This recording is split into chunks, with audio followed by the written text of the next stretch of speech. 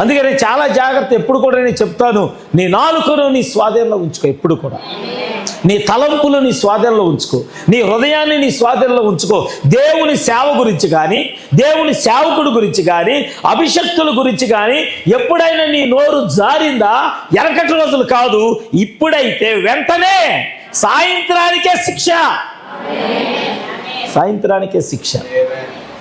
ఇంక నువ్వు వెనక్కి తిరిగి చూసుకొని నువ్వు వచ్చాయా 100 కొబ్బరికాయలు కొడతా, నో ఛాన్స్. అయ్యా 10 గొర్రెలు ఇస్తా, అవకాశమే లేదు. లేకపోతే అయ్యా ఈ సంవత్సరం అంతా నేనే ఊడిగం చేస్తా, అవకాశం లేదు. అయ్యా మందిరానికి సరిపడా సమస్త ఖర్చు నేనే భరిస్తా, అవకాశం లేదు. అది వెనకటి రోజు దేవుడు అవకాశం ఇచ్చేవాడు.